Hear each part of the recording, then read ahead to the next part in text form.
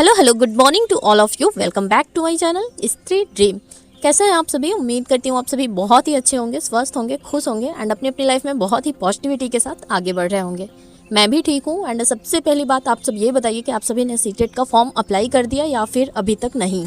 मैंने भी कल आप सभी के साथ शेयर किया था कि मेरा फॉर्म अप्लाई हो गया है और मैंने कल भी ये चीज़ें बोली थी, आज फिर से बोल दे रही हूँ कि कोशिश करिए कि फॉर्म जल्दी से जल्दी फिल हो जाए। अदरवाइज जब टाइम ज़्यादा हो जाता है, लास्ट टाइम मतलब हो जाता है फॉर्म का डेट ख़त्म होने का, तो फिर सर्वर डाउन हो जाता है एंड बहुत ज़्यादा प्रॉब्लम होती है फॉर्म अप्लाई करने में। एंड मोस्ट इंपॉर्टेंट चीज़ कि हम सब हाउस वाइफ्स हैं एंड हम सभी को घर में रहना रहता है, तो हमें दूसरे को ही मतलब बोलना पड़ता है। तो इसलिए अभी से बोलना स्टार्ट रखिए और जल्दी से जल्दी अपना अपना फॉर्म अप्लाई करवा लीजिए, क्योंकि इस बार हम लोग बहुत पहले से ही अवेयर हो चुके हैं। क्योंकि पिछली बार क्या होता ना, फॉर्म तो अप्लाई कर दिए थे, टाइम इनफ था, बट उतना सीरियसली लिए नहीं थे एग्ज़ाम को।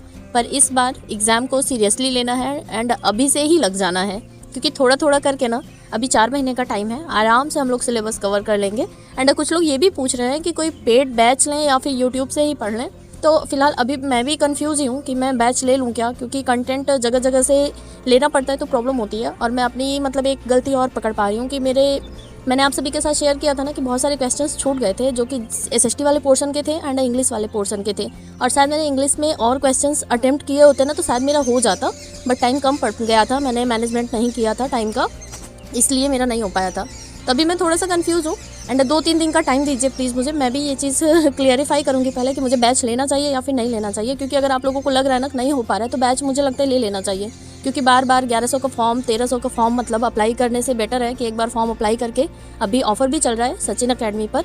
और ये कोई पेड प्रमोशन नहीं है, मुझे वहाँ से सर से पढ़ना अच्छा लगता है, उनका कंटेंट मुझे समझ में आता है। आप लोग और कहीं से भी देख सकते हैं, जहाँ से भी आप सभी को समझ में आता है। तो अगर आप लोगों को लगता है कि बैच लेना चाहिए तो ज़रूर ले लीजिए।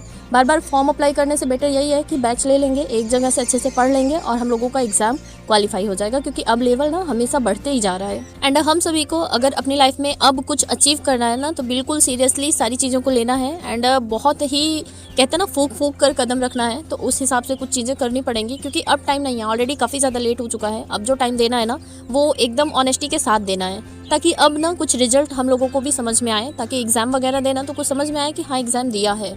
एक चीज़ और अभी न्यूज़ निकल कर आ रही है कि यूपी टेट भी शायद दिसंबर तक हो जाएगा।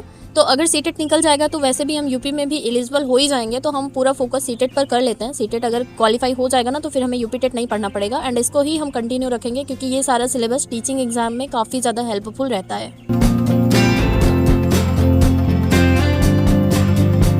आप सभी को पता ही है कि अभी 2 दिन पहले ही मैं यहाँ पर पहुँची हूँ, तो सारी बुक्स वगैरह मैंने मतलब अलमारी में रख दिया था, क्योंकि चूहे ना काट देते हैं। तो कुछ बुक्स और नोटबुक अलमारी में रखा था एंड बहुत सारा मेरे बेड में भी है।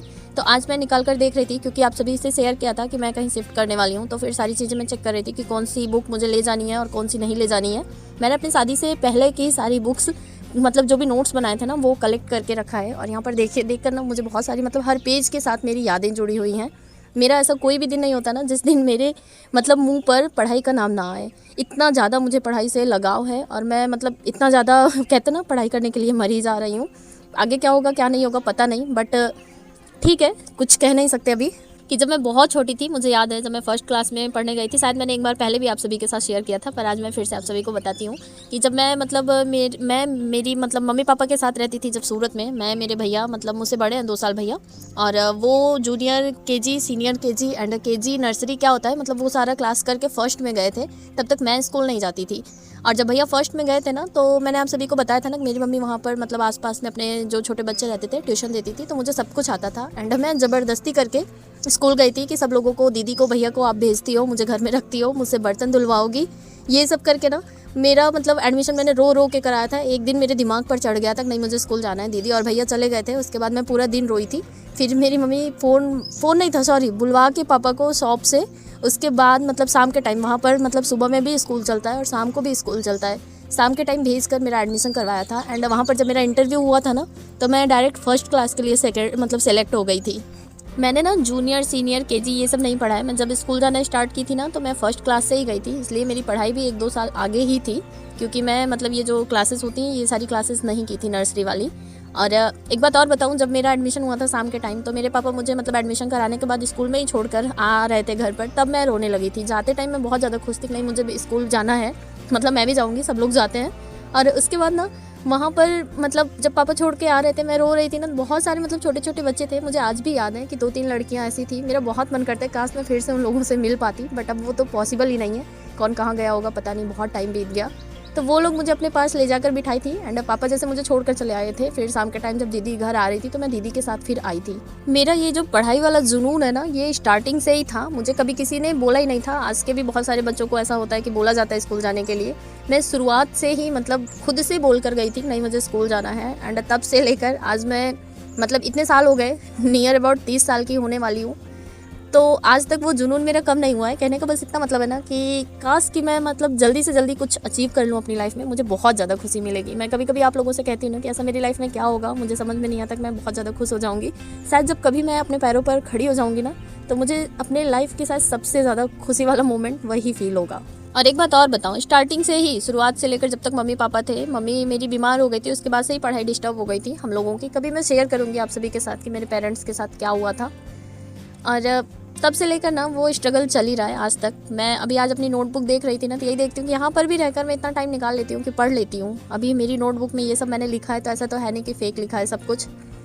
बहुत मेहनत करती हूँ मैं, पर पता नहीं क्यों मैं फिर कर नहीं पाती हूँ। मुझे बहुत ज़्यादा चिढ़ होती है, हर रिश्ते से फिर चिढ़ हो जाती है मुझे। अभी फ़िलहाल टाइम मिल रहा है तो मैं अब तो शायद बिल्कुल लापरवाही नहीं करूँगी, पूरा टाइम अपना यूटिलाइज़ करने की कोशिश करूँगी। फ़िलहाल मेरी जर्नी इतनी आसान नहीं होगी, क्योंकि मैं अकेले नहीं जा रही हूँ, मेरे साथ मेरी बेटी भी जाएगी, उसके साथ मैं पढ़ाई करूँगी। और शायद मेरे लिए ना और भी ज़्यादा प्राउड वाला मोमेंट हो जाएगा जब मैं कुछ कर पाऊँगी अपनी लाइफ में, कि मैंने अपने बच्चे के साथ ये सारी चीज़ें अचीव की है। अन्नू कुमारी मैम का नाम शायद सभी ने सुना होगा। उन्होंने अपने छोटे से बच्चे को अपनी मम्मी के पास छोड़कर यूपीएससी की प्रिपरेशन की थी एंड 3rd रैंक आई थी उनकी।